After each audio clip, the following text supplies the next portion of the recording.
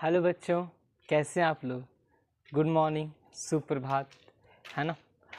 I hope आप अच्छे होंगे, स्वस्थ होंगे और पढ़ाई लिखाई तो कर ही रहे होंगे।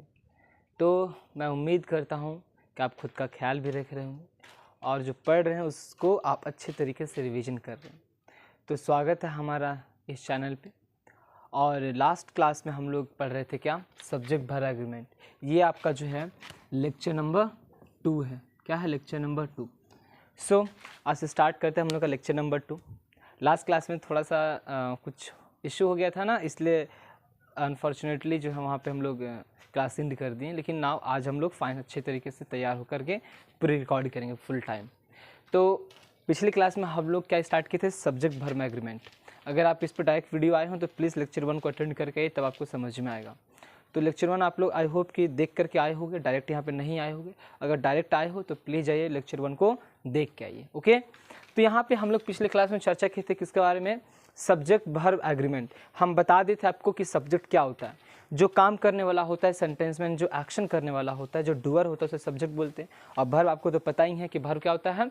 भर्ब आपका एक्शन होता है, जो कि एक्शन वर्ड होता है उसे हम भर्ब बोलते हैं। कोई भी क्रिया जो हो रहा है, मैं आपको पढ़ा रहा हूँ, मैं आपको सिखा रहा हूँ, ये सब क्या आपका भर्ब हो गया। एग्रीमेंट क्या है? एग्रीमेंट का मतलब समझौता। किसी चीज़ के बीच में जब समझौता होता है ना, उसे हम एग्रीमेंट बोलते हैं। हम आपको एग्जांपल देते हैं आपके पेरेंट्स का, है ना। आपके पेरेंट्स के आपके दोनों आपके फादर आपके अंकल के बीच में समझौता हुआ क्या, कि आपके दादी जी को दादाजी को 6 मंथ आपके पापा रखेंगे और 6 मंथ आपके अंकल रखेंगे। अगर जॉइंट फैमिली तो बहुत वेरी गुड, बहुत ही अच्छा चीज़ बात है। लेकिन कुछ लोग अगर अलग रहना चाहते हैं तो पेरेंट्स को जो है ना वो लोग बोझ मान लेते हैं, तो उस तरह से वो लोग चीज़ें करते हैं। तो वहाँ पे वो एग्रीमेंट रखते हैं कि 6 मंथ्स आप रखिए, 6 मंथ आप रखिए। तो ये हो गया समझौता, एग्रीमेंट हो गया। दोनों भाई में क्या हो गया, एक एग्रीमेंट हो गया। ठीक उसी तरह से यहाँ पे सब्जेक्ट और भर्ब के बीच में क्या हो गया, आपका एग्रीमेंट हो गया। सब्जेक्ट और भर्ब के बीच में एक समझौता हो गया, है ना, कि तू ऐसे रहेगा, तू वैसे रहेगा, मैं ऐसे रहूँगा, तू ऐसे रहेगा। तो ये सब सारी बातें, तो हम लोग इस चैप्टर में पूरा हम सब्जेक्ट और भर्ब का समझौता के बारे में पढ़ेंगे। आखिर ये सब्जेक्ट और भर्ब दोनों मिलकर कौन से और किस तरह का एग्रीमेंट साइन किया, यही सब पढ़ेंगे। तभी लोग अभी तक हम लोग जो है 1 और 2 एग्रीमेंट पढ़ चुके हैं। 1 हो गया, देखिए 2 लास्ट क्लास में पढ़ाए थे, ये भी लिखा हुआ है ना। पॉइंट नंबर 2 यानी कि एग्रीमेंट 2 यानी कि सब्जेक्ट और भर्ब के बीच में जो एग्रीमेंट हुआ, ये सेकंड एग्रीमेंट है। क्या था? हम बताए थे आपको कि सिंगुलर सब्जेक्ट के साथ में कैसा सब भर्ब होगा, सिंगुलर भर्ब होगा। अगर आपका सब्जेक्ट अगर सिंगुलर होगा, आपको सिंगुलर प्लूरल पता है ना, सिंगुलर मतलब एक वचन और प्लूरल मतलब बहुवचन। तो यहाँ पर देखिए सिंगुलर सब्जेक्ट के साथ में आपका सिंगुलर भर्ब होगा और प्लूरल सब्जेक्ट के साथ में आपका प्लूरल भर्ब होगा। समझ गए ना। अगर आपका सब्जेक्ट सिंगुलर है तो आपका भर्ब भी सिंगुलर होगा। अगर आपका सब्जेक्ट प्लूरल है तो आपका भर्ब भी प्लूरल होगा। जैसे एग्जांपल में देखिए, हम लिखे राम, हम राम प्लेज क्रिकेट लिखें, तो राम आपका एक सिंगुलर सब्जेक्ट है ना। और ये आपका भर्ब भी कैसा है, आपका एक सिंगुलर भर्ब है। कैसा भर्ब है? सिंगुलर भर्ब है। ये ऑब्जेक्ट है, तो सिंगुलर सब्जेक्ट के साथ में सिंगुलर भर्ब। अगर आपको ये समझ में कि ये कैसे सिंगुलर भर्ब है तो प्लीज़ मेरा वीडियो जाकर के देख के आइए, लेक्चर 1 इस सब्जेक्ट भर्ब एग्रीमेंट का। उसमें हम बात किए हैं भर्ब को देखने के लिए, है ना। अगर बीच में आप आ गए हैं तो प्लीज़ आप जो है पहले लेक्चर्स को स्टार्ट करके देखिए, है ना। क्यों? क्योंकि अगर आपको डाउट होगा तो फिर दिक्कत होगा ना, इसलिए आप बीच से मत देखिए, आप शुरुआत से जाकर देखिए, लेक्चर 1 से देखिए। अगर हम वहाँ पर जो भी बात बोले हैं आप प्लीज़ उस तरह के काम कीजिएगा। अब यहाँ पे देखिए हम लिखे राम एंड मोहन, तो राम एंड मोहन 2 लोग हो गया, यानी कि सिंगुलर तो अब नहीं रहा ना, प्लूरल हो गया। तो Ram and Mohan play cricket, Ram और मोहन क्या करते हैं, क्रिकेट खेलते हैं। क्या करते हैं? क्रिकेट को खेलते हैं। तो यहाँ पर देखिए ये हो गया आपका प्लूरल सब्जेक्ट, तो इसके साथ में जो भर्ब आएगा वो भी प्लूरल आएगा। तो देखिए यहाँ पे आपका ये प्लूरल भर्ब हो गया, है ना। तो प्लूरल सब्जेक्ट के साथ में प्लूरल भर्ब। अब यहाँ पे देखिए he is going to market, तो ही आपका क्या एक सिंगुलर सब्जेक्ट है।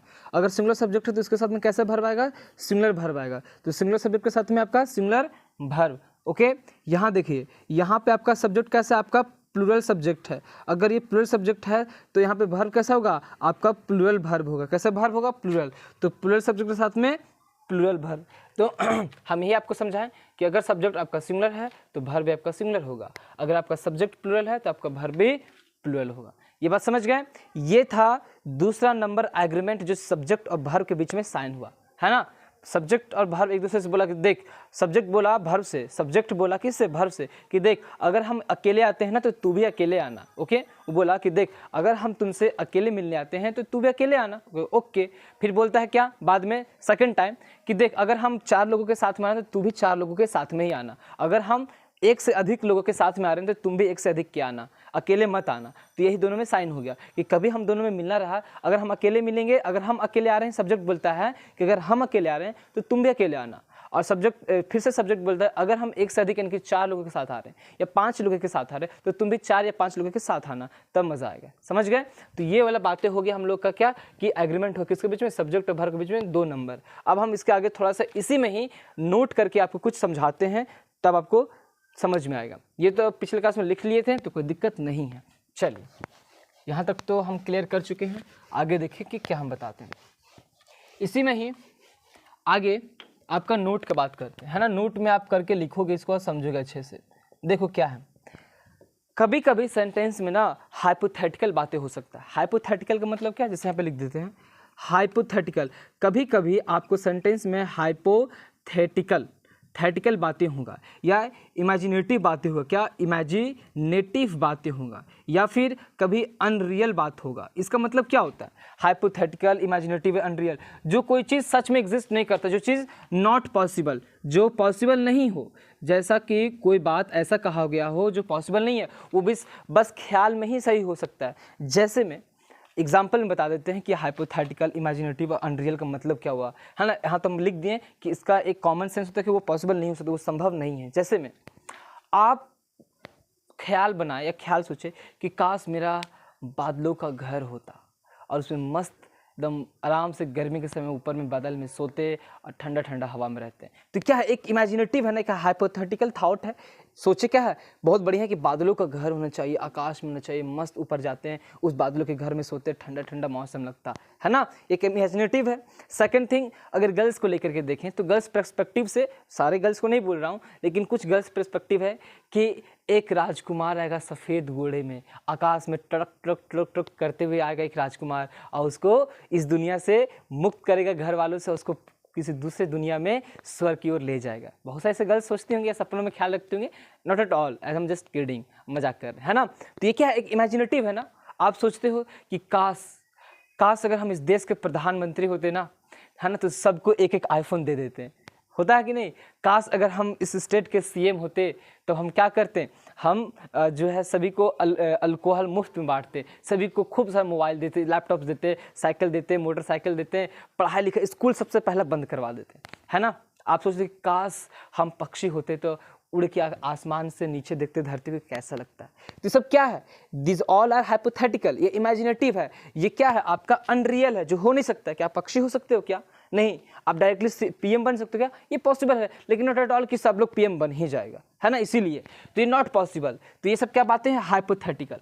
अगर सेंटेंस में कभी इस तरह का बात हो ना, कभी भी इस सेंटेंस में इस तरह का बात हो और इसके बाद में इससे पहले एक कुछ शब्द आएगा, अगर वो शब्द है और उसके बाद में इस तरह का बातें कहा गया हो, तो समझ लेना कि वहाँ पे जो हम भर यूज़ करेंगे ना, वो चाहे सब्जेक्ट सिंगुलर हो या चाहे प्लूरल हो, वहाँ पे जो हम भर यूज़ करेंगे वो हमेशा प्लूरल। जैसे देखिए यहाँ आप समझिए, कभी सेंटेंस का शुरुआत आई विश से हो, या कभी एज इफ से हो, या कभी आपका एज दॉ से हो, है ना, या कभी आपका इफ से सेंटेंस स्टार्ट हो।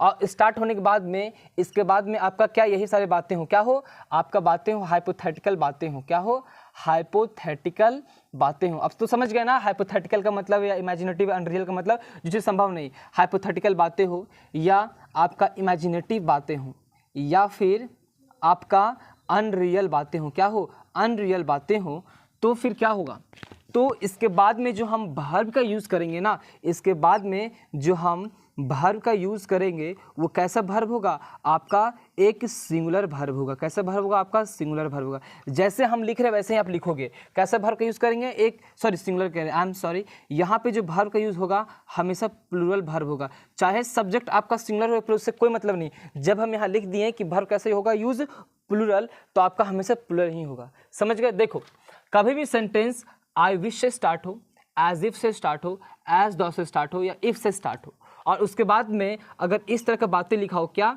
Imaginative type, hypothetical type, unreal type, जो सच में कभी संभव नहीं है, इम्पॉसिबल है, और तो उसके बाद में जो वर्ब आपका आएगा ना, वो वर्ब प्लूरल आएगा। वो वर्ब कैसा आएगा, आपका प्लूरल। समझ गए? आए बात समझ में? एग्जाम्पल से समझो तब अच्छा से समझ में आपको आएगा। देखिए तो क्या है आपका एग्जाम्पल में समझोगे। इसको उतारने के बाद में एग्जाम्पल साइड में लिखना है, एग्जाम्पल नीचे लिखना है, क्योंकि यहाँ पे स्पेस नहीं है, तब यहाँ पे पहले हम एक एग्जाम्पल यहीं पे लिख लेते हैं, फिर आप बोलोगे कि आप जो है क्या लिख दिए। जैसे हम लिखें आई विश, क्या हम लिखे कि I wish I wish I wish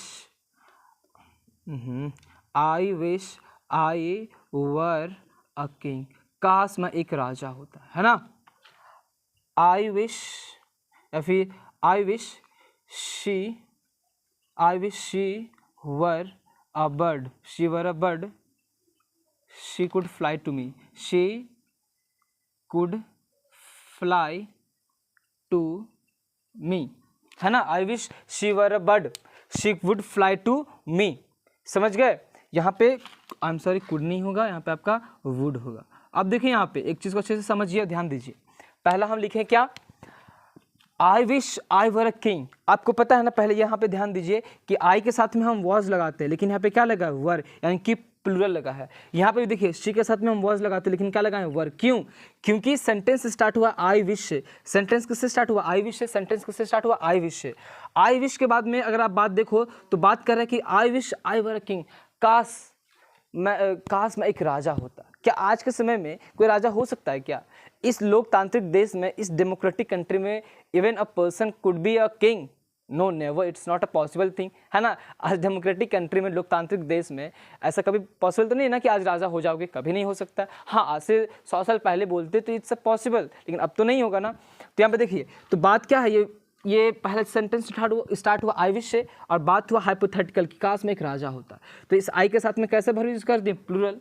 तो यहाँ पे ये हो गया। सेकंड थिंग, आई विश से स्टार्ट हुआ, लेकिन बात क्या कर कि I wish she were a bird and she could fly to me. क्या बात है ना। क्या लिखा है कि काश वह एक पक्षी होती तो वो उड़ करके मेरे पास चली आती, है ना।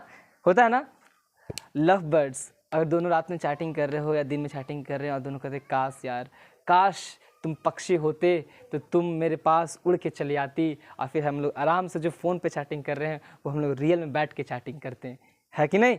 किस लोगों को ये सुनकर बहुत खुश हो गया होगा, है ना।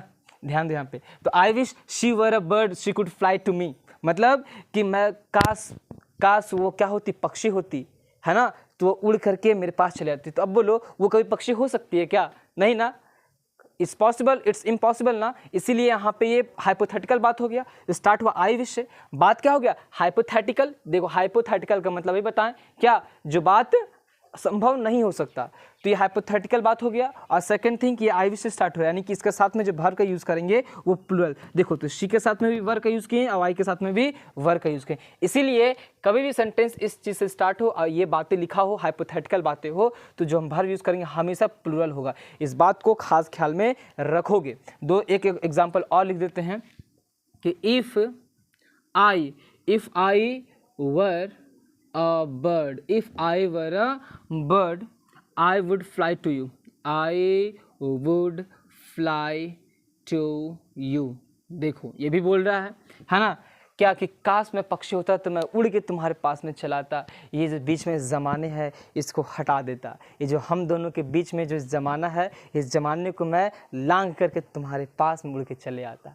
क्या बात है, this is a love birds, जैसे आप लोग हो, है ना। तो if I were a bird, काश मैं पक्षी होता तो मैं तुम्हारे पास उड़ के चला आता, है ना। तो यहाँ पे वो पक्षी हो सकता है क्या? आपका पक्षी हो सकता है, अगर हो सकता है तो चले जाइए, है ना। तो यहाँ पे पक्षी तो हो नहीं सकता है, यानी कि हाइपोथेटिकल बात बोल रहा है बेचारा, ख्याली पुलाव बना रहे थे तो पॉसिबल हो नहीं सकता है।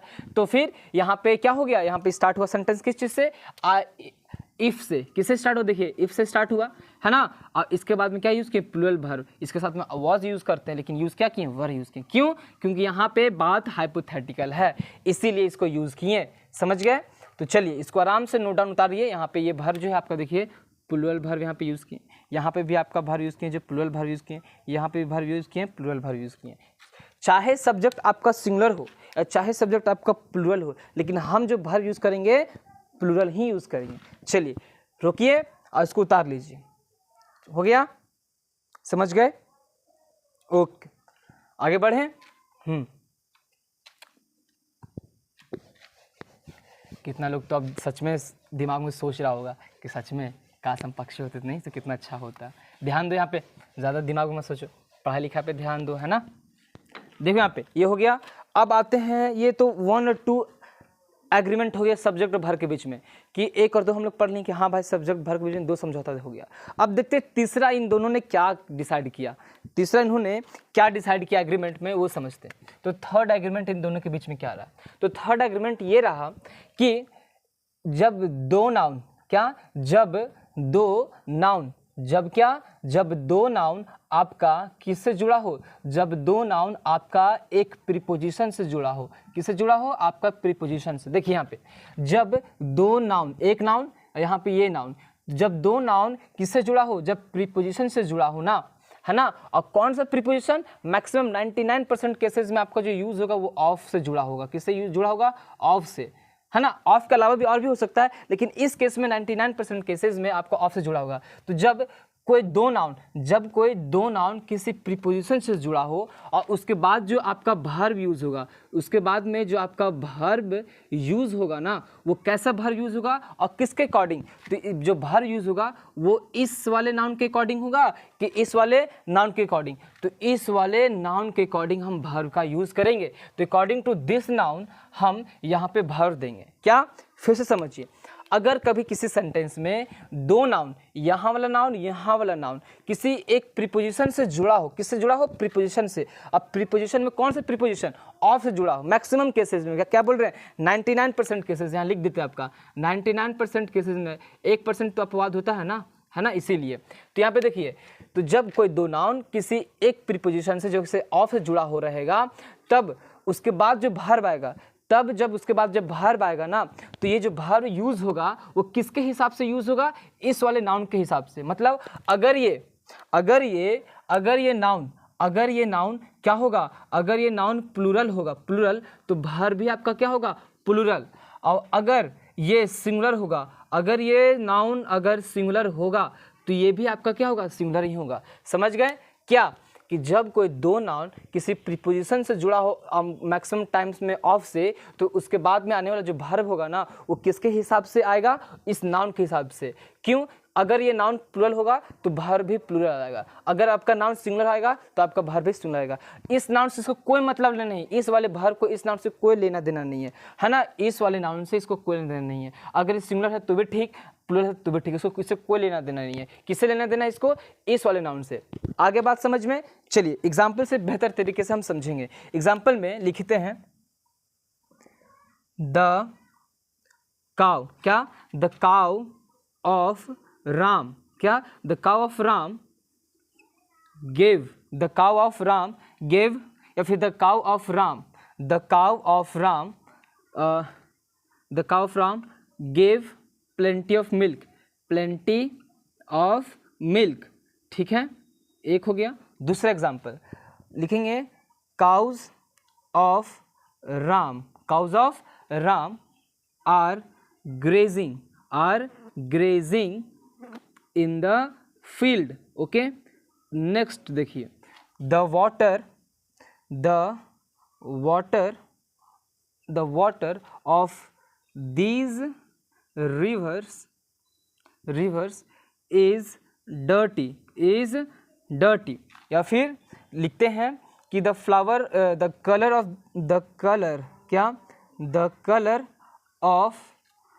Colour of my shirt is black, okay. अब देखिए यहाँ पे अच्छे से समझिएगा तो आपको समझ में आएगा। 4 एग्जाम्पल लिखें, चारों से समझिए, ध्यान दीजिए। सबसे पहला आपका है द काउ, ये आपका एक नाउन हो गया, आपका आ गया ऑफ, जो आपका क्या हो गया, प्रीपोजिशन हो गया, और फिर हो गया आपका क्या, नाउन। यानी कि यहाँ पे दो नाउन जुड़ा किससे, इस प्रीपोजिशन से। ये वाला नाउन, ये नाउन किससे जुड़ा, इस प्रीपोजिशन से। अब आपका यहाँ पे आ गया क्या, वर्ब आ गया, क्या आ गया, वर्ब। तो यहाँ पे ये जो वर्ब आया ना, इसके हिसाब से नहीं आया, इसके लिए आया, द काउ के लिए, the cow of Ram give plenty of milk, यानी कि जो राम का जो गाय है ना, वो अच्छा मात्रा में दूध देता है। और ये जो वर्ब आया इस नाउन के लिए नहीं, इस वाले नाउन के लिए आया। यहाँ तक तो समझ गए। चलिए आगे बढ़ते हैं। यहाँ पे देखिए, यहाँ भी एक नाउन आ गया, एक नाउन यहाँ पे भी, ये आ गया आपका क्या, प्रीपोजिशन, और फिर से आपका एक नाउन आ गया यहाँ पे, आ गया कि नहीं। तो एक आपका काउज जो आपका नाउन है, ऑफ आ गया और राम आ गया, ओके। अब देखिए ये नाउन प्लूरल है, ये नाउन क्या है, प्लूरल, काउज मतलब एक से अधिक, यानी कि ये नाउन प्लूरल है। और ये नाउन राम एक है यानी कि सिंगुलर है, ये नाउन प्लूरल, ये नाउन सिंगुलर, और अकॉर्डिंग टू दिस नाउन हम यहाँ पे भर देंगे, तो इसलिए आपका भर यहाँ पे क्या है, प्लूरल है। तो ये जो यहाँ पे आ रहा है ये इसके लिए आ रहा है, ना कि इस राम के लिए आ रहा है। आए बात समझ में? तो इस सेंटेंस में ये जो आ रहा है किसके लिए आया, इसके लिए, ना कि इसके लिए, ठीक है। तो यहाँ पे इसे लिखा कि cows of Ram are grazing in the field, यानी कि जो राम की गाय हैं वो मैदान में क्या कर रही है, चर रही हैं। चरना, ग्रेजिंग का मतलब चरना, है ना, हो गया। नेक्स्ट देखिए, द वाटर आपका एक नाउन हो गया, उसके बाद ऑफ आपका एक प्रीपोजिशन हो गया, और फिर क्या हो गया, दीज रिवर्स आपका क्या होगा, एक फिर से नाउन हो गया। तो देखिए ये वाटर और ये रिवर, वाटर आपका एक सिंगुलर नाउन हो गया और रिवर्स आपका प्लूरल नाउन हो गया। देख रहे ना, ये वाटर आपका सिंगुलर नाउन और ये नाउन आपका एक जगह प्लूरल नाउन हो गया, और ये दोनों किससे जुड़ा, इस ऑफ से जुड़ा है। और यहाँ पर आपका ये जो वर्ब है ये किसके हिसाब से आया, इस वाटर के हिसाब से आया, और ये वाटर क्या था आपका, सिंगुलर नाउन था ना। अगर ये सिंगुलर नाउन था तो यहाँ पे वर्ब आया क्या, सिंगुलर नाउन। आए बात समझ में? उम्मीद करते हैं कि आपको समझ में आ रहा है, ठीक है। नेक्स्ट देखिए यहाँ पे द कलर क्या आपका एक नाउन, फिर आपका क्या है, माई शर्ट दूसरा नाउन, और ये किससे जुड़ा है, आपका इस ऑफ से जुड़ा है ना। तो ये नाउन भी सिंगुलर, ये नाउन भी सिंगुलर, तो अकॉर्डिंग टू दिस इस स्टेटमेंट के हिसाब से हम इसके बाद में भर देंगे। तो ये जो भर आया है किसके हिसाब से, इस वाले नाउन के हिसाब से, यानी कि the colour of my shirt is black, यानी कि जो मेरे शर्ट का जो कलर वो कैसा है, काला है। समझ गया, एक्चुअली वाइट है टी शर्ट है, लेकिन यहाँ पे सेंटेंस वैसा है। आई होप आपको ये चीज़ें समझ में आ गया ना। बस सिंपल से कुछ नहीं है, जब दो नाउन किसी एक प्रीपोजिशन से जुड़ा हो और उसके बाद जब वर्ब आता है तो वो वर्ब का यूज जो है पहले वाले नाउन के हिसाब से होता है। जैसे एग्जांपल में आप बिल्कुल इसी तरह से उतारोगे स्ट्रक्चर वे में। ये यहाँ पे देखिए, हम आपको यहाँ पे कोई भी वो नहीं लिखाते हैं, क्या उसको बोलते हैं आप, स्टेटमेंट नहीं। अगर हम स्टेटमेंट आपको लिखाएंगे ना तो आपको चीज़ें बहुत कुछ समझ में नहीं आएगा, आपको रीड करोगे निकल जाओगे। लेकिन अगर इस तरह से थोड़ा सा स्ट्रक्चर वे में रहेगा तो आपको कुछ चीज़ें दिमाग में आएगा कि अच्छा ऐसे ऐसे है, इसके बाद वर्ब अगर आएगा तो ये वर्ब कैसा होगा, आपका वर्ब जो है किसके अकॉर्डिंग में आएगा, इस नाउन वाले अकॉर्डिंग में। अगर ये नाउन के हिसाब से, अगर ये नाउन प्लूरल है तो ये भी वर्ब प्लूरल होगा, अगर ये सिंगुलर है तो ये भी वर्ब क्या होगा, सिंगुलर होगा। समझ गए? चलिए वीडियो को रोकिए। अब पॉइंट नंबर 3 जो एग्रीमेंट हुआ, ये जो सब्जेक्ट और वर्ब के बीच में जो समझौता हुआ, यही समझौता था। यानी कि तीसरा समझौता समझ गए ना, किसके बीच में, सब्जेक्ट और वर्ब के बीच में। चलिए वीडियो को रोक करके इसको उतार लीजिए। हो गया, उतार लिए। अगर कहीं भी आपको डाउट होता है तो प्लीज़ आस्क मी, पूछिए, है ना, कमेंट करके पूछ सकते हैं। आप लोग कमेंट तो करते नहीं हैं, आप लोग बस वीडियो देखते हैं, आप पता नहीं आपको समझ में आता है कि नहीं आता, पता ही हमें, हम लोग को नहीं चल पाता। Don't worry, I will take live classes. जब तक कि देखिए बच्चे कम हम लोग के साथ में जुड़े हैं ना, वी आर गिविंग आवर 100%। बीच बीच में वीडियोस नहीं आ रहा है, मैं मानता हूँ, लेकिन प्लीज़ थोड़ा सा हम लोग को सपोर्ट कीजिए, थोड़ा सा बच्चों को जोड़िए, जो आपके क्लासेस, जो आपके कलीग्स, जो क्लासमेट्स जो हैं, क्लास 12th के बच्चे जो हैं, जोड़िए, तब हम लोग लाइव क्लास स्टार्ट करेंगे। मोर देन 200 बच्चे आ जाएंगे, जहाँ पे कम से कम अगर बच्चा 50+ अगर बच्चा लाइव क्लास में रहेगा तब ना पढ़ा पाएंगे, ऐसे तो फिर कोई फ़ायदा नहीं है ना, 1-2 बच्चा फिर तो कैसे कर पाएंगे। तो प्लीज़ आप लोग सपोर्ट करिएगा, तब हम लोग आगे बढ़ेंगे, क्योंकि आप लोग का सपोर्ट ही हम लोग के लिए काफ़ी ज़्यादा इंपॉर्टेंट रहेगा, because we are here for you, है ना। हो गया यहाँ पे, समझ गए? चलिए पॉइंट 3 यानी कि सब्जेक्ट और वर्ब के बीच में जो आप समझौता थे, समझ गए बहुत अच्छे से। अब हम लोग आगे बढ़ते हैं। अब हम लोग 4th समझेंगे कि आखिर ये सब्जेक्ट और वर्ब के बीच में क्या समझौता हुआ। तो पॉइंट नंबर 4 में ध्यान दीजिएगा। तो सबसे पहले बात करते क्या, इनडेफिनिट नंबर का। किसका बात करते हैं कि आखिर ये इनडेफिनिट नंबर क्या होता है। 2 तरह का आपको नंबर हम बताए हैं ना, है ना। पहले आप नंबर के बारे में समझ लीजिए, पहले इसको 4 नंबर का नहीं, आप नोट दे लीजिए, नोट में ही आप समझ लीजिए। नंबर जो होता है आपको हम पहले ही पढ़ा चुके हैं ना, 2 तरह का नंबर बताए थे। एक डेफिनेट नंबर, फिर भी यहाँ पे समझा देते हैं, क्या करें, तो डर लगता है, आपको पता है कि नहीं। और एक होता है आपका इनडेफिनिट नंबर, है ना। एक डेफिनेट नंबर और एक इनडेफिनेट नंबर। डेफिनेट मतलब क्या, जो चीज़ फिक्स होता है, जो चीज़ फिक्स होता है, ये चीज़ क्या है, फिक्स है, ये क्या है, फिक्स है, कभी बदलेगा नहीं। लेकिन ये क्या है आपका, नॉट फिक्स है, ये क्या है, नॉट फिक्स। जैसे एग्जांपल में हम लिखें 1 लिख दिए, हम लिख दिए 2 लिख दिए, हम लिखें फर्स्ट लिख दिए, हम लिखें सेकंड, ये जो है आपका फिक्स है ना। 1 बोल दिए मतलब 1, हम 2 बोल दिए मतलब 2, फर्स्ट मतलब पहला, सेकंड मतलब दूसरा, ये तो फिक्स है। लेकिन इनडेफिनिट का एग्जांपल अगर लिखें तो हम लिखें अ लॉट, हम लिखें अ नंबर, है ना। हम लिखें क्या, ऑल, हम लिखे क्या, नन, हम लिखे क्या, प्लेंटी। तो ये सब जो एग्जाम्पल देख रहे हो ना, ये सब फिक्स है, पता नहीं चल रहा है। अ लॉट मतलब बहुत सारा, अ नंबर एक नंबर, कौन सा एक नंबर, ऑल सभी, सभी में क्या सभी, नन, प्लेंटी, ये सब कुछ पता ही नहीं चल पा रहा है ना।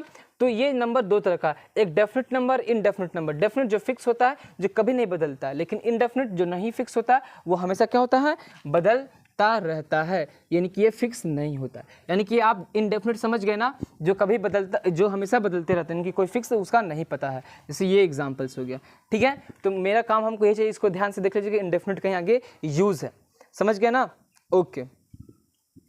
तो इसको ध्यान से देख लिए, ओके, उतार लिए कॉपी में, ठीक है। जो भी हम बोर्ड पे समझाते हैं प्लीज़ उसको कॉपी में उतारने का प्रयास कीजिए, एक आपका अच्छा इंग्लिश ग्रामर का नोट्स तैयार होते चला जाएगा। देखिए यहाँ पे अब नेक्स्ट चीज़ हम बात करते हैं किसका, पॉइंट नंबर 4, यानी कि 4 नंबर एग्रीमेंट क्या हुआ, सब्जेक्ट और वर्ब के बीच में एग्रीमेंट चौथा क्या हुआ। तो एग्रीमेंट ये चौथा हुआ कि अगर कोई इनडेफिनिट नंबर, क्या, अगर कोई इनडेफिनिट नंबर, क्या, अगर कोई इनडेफिनिट नंबर किससे जुड़ा हो, अगर कोई इनडेफिनिट नंबर ऑफ से जुड़ा हो, किससे जुड़ा हो, ऑफ से जुड़ा हो, और उसके बाद में कोई अगर नाउन आता है, क्या, अगर कोई नाउन आता है, समझ रहे हो, अगर कोई इनडेफिनिट नंबर है वो जुड़ा हुआ है ऑफ से, और ऑफ से और नाउन से, अगर कोई इनडेफिनिट नंबर और नाउन किसी ऑफ से जुड़ा, देखो कोई इनडेफिनिट नंबर, कोई एक इनडेफिनिट नंबर और कोई एक नाउन जब जुड़ा हो किससे, इस प्रीपोजिशन से, जब कोई इनडेफिनिट नंबर और नाउन किसी ऑफ से मतलब प्रीपोजिशन से जुड़ा हो, तो यहाँ पर जो वर्ब आएगा आपका, यहाँ पे जो वर्ब आएगा वो किसके अकॉर्डिंग आएगा, इस नाउन के अकॉर्डिंग आएगा, इस नाउन के अकॉर्डिंग। अगर ये नाउन सिंगुलर है ना, तो ये सिंगुलर होगा। अगर ये आपका क्या होगा, प्लूरल होगा, तो आपका ये वर्ब भी क्या होगा, प्लूरल होगा। समझ गए, क्या समझे, अगर कोई इनडेफिनिट नंबर है, अगर कोई नाउन है जो ऑफ से जुड़ा है, तो इनडेफिनिट नंबर प्लस में ऑफ में या प्लस में नाउन में है, मतलब कि जब कोई इनडेफिनिट नंबर और जब कोई नाउन किससे जुड़ा हो, किसी प्रीपोजिशन से जुड़ा हो, मतलब कि जब कोई इनडेफिनिट नंबर और कोई नाउन किसी प्रीपोजिशन में किससे ऑफ से जुड़ा हो, तो जो वर्ब आएगा ना वो किसके हिसाब से आएगा, इस नाउन के हिसाब से आएगा। अगर ये नाउन सिंगुलर रहेगा तो सिंगुलर वर्ब यूज़ करेंगे, अगर ये नाउन प्लूरल रहेगा तो हम प्लूरल वर्ब यूज़ करेंगे। आए बात समझ में, यहाँ तक समझ गए ना, कि अगर कोई नाउन और इनडेफिनिट नंबर ऑफ से जुड़ा होगा तो जो वर्ब आएगा सेंटेंस में बाद में ना, वो अकॉर्डिंग टू दिस नाउन आएगा। अगर सिंगुलर नाउन है तो सिंगुलर, प्लूरल नाउन तो इससे इसको कोई मतलब नहीं है कि ये इनडेफिनिट नंबर क्या है, उससे कोई मतलब नहीं है, मतलब वर्ब को किससे है, इस नाउन से। जैसे एग्जाम्पल में अगर हम आपको लिखाते हैं तो आपको समझ में आ जाएगा। चलिए देखिए, यहाँ पे हम नीचे ही एग्जाम्पल दे करके आपको समझाते हैं। जैसे में हम लिखें क्या, कि हम लिखे हाफ, क्या, half of the boys are absent, half of the boys are absent, या फिर लिखेंगे half of the mangoes are rotten, है ना, क्या, रॉटन, ठीक है। या फिर हम लिखें a lot of book, a lot of books are क्या है, are to be purchase, are to be क्या है, परचेज्ड। तो यहाँ पे एक चीज़ को ध्यान दीजिए, अब यहाँ पे 3 एग्जाम्पल लिखे, तीनों को समझिए। ये आपका लिखें हाफ, ये आपका क्या इनडेफिनिट नंबर है, क्या आपका इनडेफिनिट नंबर है, और यहाँ पे आपका क्या है, एक नाउन है, क्या है नाउन। जब इनडेफिनिट नंबर नाउन किससे जुड़ा हो, प्रीपोजिशन जुड़ा हो, तो इसके बाद जो वर्ब आएगा ना, वो वर्ब किसके अकॉर्डिंग आएगा, इस वाले नाउन के अकॉर्डिंग। तो बॉयज क्या था, प्लूरल था, तो जब सब्जेक्ट प्लूरल तो ये भी वर्ब भी प्लूरल, समझ गए। यहाँ पे देखिए हाफ आपका क्या हो गया, एक इनडेफिनिट नंबर हो गया ना, आपका मैंगोज क्या हो गया, एक नाउन हो गया। तो जब एक नाउन किसी इनडेफिनिट नंबर से जुड़ा हो, किससे जुड़ा हो, किसी प्रीपोजिशन से, प्रीपोजिशन में किससे, ऑफ से जुड़ा हो, तो आपका यहाँ पे ये जो वर्ब आएगा वो इस वाले नाउन के अकॉर्डिंग। देखो ये नाउन आपका प्लूरल था, मैंगोज, यानी कि मोर देन वन, तो यहाँ पे आपका आर आ गया। सेकंड थिंग देखिए, यहाँ पे अ लॉट लिखा है, तो एक लॉट क्या आपका एक इंडेफिनिट नंबर है, क्या आपका एक इंडेफिनिट नंबर है, ये आपका क्या एक इंडेफिनिट नंबर है। आपका बुक क्या है, आपका यहाँ पे बुक है, सॉरी यहाँ पे बुक है, तो यहाँ पे हम लिखेंगे इज लिखेंगे, सॉरी यहाँ पे ध्यान दे दिए। आपके यहाँ पे ये क्या है, नाउन है। तो जब एक इंडेफिनिट नंबर और बुक जो है किससे जुड़ा हो, ऑफ से जुड़ा हो, तो इसके बाद वाला भाव इसके यूज़ हो, इसके हिसाब से। A lot of book is to be purchase की बहुत सारी किताब जो है क्या खरीदेंगे, तो यहाँ पे आप बुक नहीं आप एस लिखिए, यहाँ पे आर लिखिए, तो इसके हिसाब से जो है हम इस देंगे। बुक्स यहाँ पे प्लूरल था तो यहाँ पे प्लूरल देंगे। आया बात समझ में, आ गया ना? ओके, तो ये सब कुछ चीज़ें हैं जो आपका 4th नंबर में क्या था। फिर से एक बार समझा देते हैं कि क्या हम बताएं। हम ये बोले कि जब कोई इंडेफिनिट नंबर किसी नाउन से जुड़ा हो और वो जोड़ने वाला काम कौन कर रहा हो, ऑफ का। जैसे है ना, शादी में एक लड़का और लड़की को, वर वधू को कौन जोड़ता है, पंडित जी ना। और फिर उसके बाद पंडित जी को ढूंढता है सब लोग कि कहाँ गए वो पाड़े। Okay, I will just kill him, हम उसको छोड़ेंगे नहीं। आई एम सॉरी, इस तरह से होता है। तो यहाँ पे जब कोई इनडेफिनिट नंबर और नाउन को जोड़ा जाए किसी प्रीपोजिशन ऑफ से, तो बाद में आने वाले जो सेंटेंस में जो वर्ब होगा ना, जो वर्ब होगा वो किसके हिसाब से यूज होगा, इस नाउन वाले। अगर ये नाउन सिंगुलर है तो सिंगुलर वर्ब, अगर नाउन प्लूरल है तो प्लूरल वर्ब होगा। एग्जांपल में half of the boys are absent, जहाँ पे हाफ आपका इंडेफिनिट नंबर, बॉयज आपका नाउन, ये आपका प्रीपोजिशन, इसके अकॉर्डिंग यहाँ पे वर्ब पड़ा। तो ठीक इस तरह से पूरा ये यूज हुआ। तो ये भी 4th नंबर का जो हमारा एग्रीमेंट हुआ, यानी कि सब्जेक्ट और वर्ब के बीच में जो समझौता हुआ ना, ये यही हुआ, है ना? समझ गए? ये जो समझौता हुआ किसके बीच में, सब्जेक्ट और वर्ब के बीच में, यही समझौता हुआ था। ये 4th नंबर एग्रीमेंट, समझ गए? चलिए वीडियो को रोक करके इसको भी उतार लीजिए। उतार लिए। एक चीज़ और आपके लिए हम यहाँ पे लिख देते हैं कुछ एग्जाम्पल्स इनडेफिनिट नंबर के, है ना? कुछ एग्जाम्पल्स इनडेफिनिट नंबर के आप लिख लीजिए। जैसे एग्जाम्पल इनडेफिनिट नंबर का, जैसे आप लिख सकते हैं अ नंबर ऑफ, इस तरह से आप कॉपी में लिख लीजिए, काम ही आएगा कभी ना कभी। अ number of, a lot of, a lot of, a lots, या फिर लॉट्स ऑफ, या फिर आप लिखेंगे लॉट्स ऑफ लिख लेंगे, या फिर आप लिखेंगे मोस्ट ऑफ, मोस्ट ऑफ, या फिर आप लिखोगे सम ऑफ, है ना? या फिर आप लिखोगे मेजॉरिटी ऑफ, मेजॉरिटी ऑफ, या फिर आप लिखोगे नन ऑफ, नन ऑफ। इतना चलिए लिख लीजिए, है ना? ये सब चीज़ें है, ये सब क्या आपका इंडेफिनिट का एग्जांपल्स है। A number of, a lot of, a lots of, most of, some of, majority of, none of. आप कभी भी देखोगे और इसके बाद में जो नाउन आएगा ना, उस नाउन के ही अकॉर्डिंग में वर्ब आएगा। इसको भी उतार लीजिए। आप इसको सिंपल से आप नोट में देख के भी उतार सकते हो, इट्स योर चॉइस, आपको कैसे उतारना है। अच्छे से नोट्स बनाते चलिए, प्रॉपर तरीके से मैं आपको नोट्स भी लिखवा रहा हूँ। ये उतार लीजिए, फिर आप इसको उतार लीजिए। चलिए तो उतारिए, वीडियो को रोक करके आराम से धीरे धीरे समझ के उतारिए।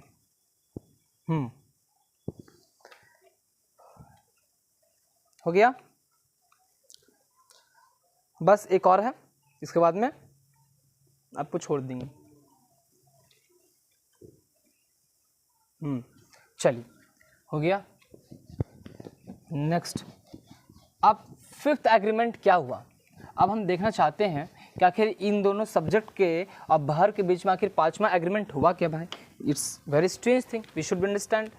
तो 5th नंबर में आखिर क्या हुआ, तो बोला क्या गया ना आपका, क्या कि अगर कोई सिंगुलर कलेक्टिव, क्या सिंगुलर कलेक्टिव नाउन, क्या आपका सिंगुलर कलेक्टिव नाउन अगर जुड़ा हो, किससे जुड़ा हो, ऑफ से जुड़ा हो, और किसी से जुड़ा हो, आपका किसी प्लूरल नाउन से जुड़ा हो, किससे जुड़ा हो, आपका किसी प्लूरल नाउन से जुड़ा हो, तो उसके बाद में जो आपका वर्ब यूज होगा ना, जिसके बाद में जो आपका वर्ब यूज होगा ना, समझिए, जिसके बाद में उसका वर्ब यूज होगा, वो हमेशा जो होगा आपका कैसा होगा, आपका हमेशा जो होगा आपका सिंगुलर वर्ब ही यूज करेंगे। तो यहाँ पे लिख देंगे ऑलवेज सिंगुलर, क्या ऑलवेज सिंगुलर, ऑलवेज सिंगुलर। देखो यहाँ पे हम क्या बोले कि अगर कभी सेंटेंस में सिंगुलर, क्या सिंगुलर कलेक्टिव नाउन, अब याद करो सिंगुलर कलेक्टिव नाउन मतलब कलेक्टिव नाउन आ गया ना यहाँ पे नाउन का यूज़। अगर आपको कलेक्टिव नाउन नहीं पता तो फिर आपको प्रॉब्लम हो सकता है ना, you have some difficulty, you have some issue regarding this. तो इसलिए हम आपको बोले थे लेक्चर 1 में कि इसका कुछ प्री रिक्विजिट है, आपको नाउन थोड़ा पता होना चाहिए, थोड़ा प्रीपोजिशन पता होना चाहिए, थोड़ा सा आपको वर्ब का नॉलेज होना पता होना चाहिए, आपको सब्जेक्ट ऑब्जेक्ट के बारे में पता होना चाहिए, सब्जेक्ट के बारे में अच्छा खासा नॉलेज होना भी चाहिए। अगर आपको ये नहीं पता तो प्लीज़ आप जाइए और सर्च कीजिए यूट्यूब पे, है ना, क्या कि verb by knee buildup, tense by knee buildup, या फिर नाउन बाय नी बिल्डअप या प्रोनाउन बाय, सारे एवरी टॉपिक हम डिस्कस किए हुए हैं। आप जाके पढ़ सकते हो हमारे चैनल पे, प्ले लिस्ट में देख लोगे, आपको सारा कुछ मिल जाएगा वहाँ पे। तो यहाँ पे देखिए, यहाँ पे क्या है कि अगर सेंटेंस में कोई सिंगुलर कलेक्टिव नाउन आ गया, क्या आ गया, सिंगुलर कलेक्टिव नाउन, क्योंकि हम यहाँ पे बार बार एक चीज़ तो रिपीट करेंगे नहीं ना, इसलिए हम आगे बढ़ते हैं। अगर सेंटेंस में सिंगुलर कलेक्टिव नाउन है, क्या, अगर सेंटेंस में सिंगुलर कलेक्टिव नाउन है और प्लूरल नाउन है, अगर कोई प्लूरल नाउन और सिंगुलर कलेक्टिव नाउन किसी ऑफ से जुड़ा हो, किससे जुड़ा हो, किसी ऑफ से, ऑफ का मतलब किसी प्रीपोजिशन से जुड़ा हो, प्रीपोजिशन तो यही ना है, ऑफ ही, इसलिए हम ऑफ को ही मान रहे हैं, ठीक है। ध्यान दीजिए, जब सेंटेंस में कोई सिंगुलर कलेक्टिव नाउन या प्लूरल नाउन, सिर्फ क्या, सिंगुलर कलेक्टिव नाउन या सिर्फ प्लूरल नाउन ऑफ से जुड़ा हो ना, तो उसके बाद में जो आपका वर्ब होगा ना, उसके बाद में जो आपका वर्ब होगा हमेशा सिंगुलर वर्ब होगा, चाहे वो सब्जेक्ट सिंगुलर हो या चाहे प्लूरल हो, चाहे ये सिंगुलर हो चाहे प्लूरल हो, चाहे सिंगुलर हो चाहे प्लूरल, इससे कोई मतलब नहीं है। ये चुपचाप आंख बंद करके यहाँ पे जो वर्ब आएगा वो कैसे वर्ब आएगा, सिंगुलर। अगर सेंटेंस में कभी भी ऑफ से दो नाउन जुड़ा हो, एक नाउन जो सिंगुलर कलेक्टिव नाउन हो और दूसरा नाउन प्लूरल हो, और वो किससे जुड़ा हो, ऑफ से, उसके बाद में जो आपका वर्ब यूज होगा ना, वो हमेशा आपका सिंगुलर वर्ब होगा, चाहे ये सिंगुलर हो चाहे प्लूरल हो, चाहे ये सिंगुलर हो चाहे ये प्लूरल हो, उससे इसको कोई लेना देना नहीं है। इसको, इस वर्ब को ना तो इससे लेना देना है ना तो इससे, बस ये सिंपल से ये हमेशा सिंगुलर आएगा। अगर ये स्ट्रक्चर आ गया तो ये चुपचाप सिंगुलर हो जाएगा और ये निकल लेगा, पतली कटली से निकल लेगा कि हाँ भाई मेरा तो काम हो गया, बाकी तुम लोग अपना देख लो, है ना। जिस एग्जाम्पल से ज़्यादा समझोगे तो यहाँ पे एग्जाम्पल लिखते हैं और अच्छे से हम समझते हैं और अच्छे तरीके से। जैसे हम लिखें, हम लिखेंगे a team of player, a team of player, a team of players a team of player has come here, एक एग्जाम्पल। दूसरा लिखेंगे कि a bunch of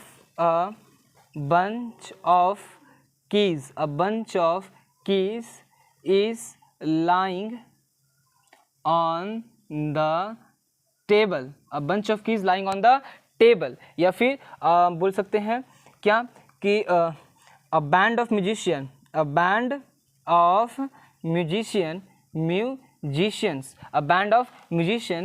has been playing, या फिर has been called in। अब देखिए ये तीन एग्जाम्पल हम लिए, अब यहाँ अच्छे से समझिएगा तो आपको समझ में आएगा। क्या, सबसे पहला हम लिए क्या, अ टीम, क्या लिए, अ टीम। तो ये टीम जो है, आप बताइए टीम क्या है, टीम आपका कलेक्टिव नाउन है ना, हम बताए हैं ना, टीम क्या एक कलेक्टिव नाउन है, क्योंकि बहुत सारे समूह का है, बहुत सारे लोगों का, प्लेयर्स का ना, टीम आपका क्या है आपका कलेक्टिव नाउन, और उससे पहले आपका ए लगा यानी कि बन गया क्या, एक सिंगुलर कलेक्टिव नाउन, और यहाँ पे प्लेयर्स भी आपका क्या हो गया, एक प्लूरल नाउन हो गया। कैसा नाउन हो गया, प्लूरल नाउन हो गया। और ये कलेक्टिव नाउन और ये प्लूरल नाउन किससे जुड़ा, इस ऑफ से जुड़ा है ना, और इसके बाद वाला जो ये वर्ब होगा ये हमेशा क्या होगा, देखिए सिंगुलर आया ना, आया कि नहीं, तो फुलफिल किया बात को, क्या बात को फुलफिल किया कि पहला कि सिंगुलर कलेक्टिव नाउन है, सिंगुलर कलेक्टिव नाउन है, क्या ऑफ है, क्या यस ऑफ है, क्या ये प्लूरल नाउन है, यस प्लूरल नाउन है, तो क्या वर्ब क्या हमेशा सिंगुलर होगा, यस यहाँ पे हमेशा सिंगुलर आ गया, है ना। अब यहाँ पे देखिए अब बंच, तो ये बंच भी आपका क्या एक आपका कलेक्टिव नाउन है ना, बंच हम बताते गुच्छा, तो बोल रहा है कि bunch of keys is lying on the table, यानी कि चाबियों का गुच्छा जो है टेबल पे पड़ा हुआ है।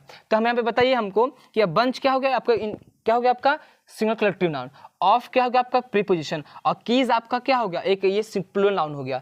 तो बताइए ये वर्ब कैसा होगा, सिंगुलर होगा ना, इस स्ट्रक्चर के हिसाब से वर्ब कैसा होगा, हमेशा सिंगुलर। यहाँ पे सिंगुलर था, इससे कोई मतलब नहीं कि प्लूरल है, इससे कोई मतलब नहीं कि प्लूरल है, इससे कोई मतलब नहीं कि प्लूरल है, इससे मतलब नहीं कि सिंगुलर है। यहाँ पे देखिए ये आपका क्या है, अ बैंड है, ये भी आपका क्या है, सिंगुलर कलेक्टिव नाउन, ये किससे जुड़ा है, ऑफ से जुड़ा है, वेरी गुड। म्यूजिशियंस आ गया, यानी कि ये भी एक प्लूरल नाउन है। तो क्या इन दोनों के हिसाब से तो यहाँ वर्ब नहीं आएगा, ये वर्ब भी आपका क्या होगा, सिंगुलर होगा। बस यही तो चीज़ आपको समझना था। यानी कि 5वें नंबर में सब्जेक्ट और वर्ब के बीच में जो एग्रीमेंट हुआ, यानी कि the agreement between subject and verb in a 5th point is that कि सिंगुलर कलेक्टिव नाउन और प्लूरल नाउन जब किसी ऑफ से जुड़ा हो, जो कि ऑफ का एक प्रीपोजिशन है, देन वर्ब जो आएगा सेंटेंस में ना, वो हमेशा क्या होगा आपका, सिंगुलर होगा, हमेशा क्या होगा आपका, सिंगुलर होगा। एग्जाम्पल में a team of players has come here, मतलब अ टीम आपका एक क्या है, सिंगुलर कलेक्टिव नाउन, ऑफ आपका प्रीपोजिशन और प्लेयर, यानी कि ये दोनों ऑफ से जुड़ा हुआ है, और यहाँ पे वर्ब कैसा आएगा, सिंगुलर आएगा। चाहे ये सिंगुलर हो चाहे प्लूरल हो, चाहे ये प्लूरल है चाहे सिंगुलर, से कोई मतलब नहीं। इस वाले भर को इससे मतलब नहीं, इससे मतलब नहीं, समझ गए ना। ये आंख बंद करके सिंगुलर आएगा। अगर ये स्ट्रक्चर है तो भर हमेशा सिंगुलर आएगा, समझ गए। कॉपी में वीडियो को रोक करके उतार लीजिए। चलिए जल्दी से करिए और वीडियो को रोक करके कॉपी में इसको नोट डाउन कीजिए अच्छे तरीके से। हो गया, वीडियो को रोकिए, उतार लीजिए। तो आई होप कि आपको पॉइंट नंबर 5 जो सब्जेक्ट और भर के बीच में जो समझौता चल रहा है ना, अभी हम लोग इसका कंटिन्यू करेंगे कि और ये दोनों है या फिर और किस तरह का समझौता कर रहा है। तो नेक्स्ट लेक्चर में और हम समझेंगे पॉइंट 6, 7, 8, 9, अभी तक पता नहीं कहाँ तक जाएगा। तो हम लोग आराम से धीरे धीरे करके चीज़ों को समझेंगे। नेक्स्ट क्लास में आप लोग चीज़ों को रिवाइज करके आओगे, बिना रिविजन करे आओगे ना तो मारेंगे नीचे, कान के नीचे मारेंगे, अच्छा ले जाओगे दुकान के नीचे। Just kidding. तो आई होप आपको मज़ा होगा लेक्चर में, या कुछ चीज़ें आपको अगर डाउट है तो कमेंट में करके पूछ सकते हो। अगर आपको अच्छा लग रहा हो तो बहुत अच्छी बात है, और सीखिए और पढ़िए, मेहनत कीजिए, हार्ड वर्क कीजिए। और लास्ट में एक बात, keep yourself from a lot of distance to the reels. आप अपने आप को रील से बहुत दूर रखिए, है ना। कम से कम चीज़ें, फ़ोन को यूज़ कीजिए, काम के लिए यूज़ कीजिए, थोड़ा बहुत बातें कर लीजिए, आपका मर्जी, चैटिंग वाटिंग कर सकते हैं, है ना। देन आप पढ़ाई पे फोकस कीजिए, हेल्दी रहिए, है ना, और स्वस्थ रहिए, मस्त रहिए। जय हिंद।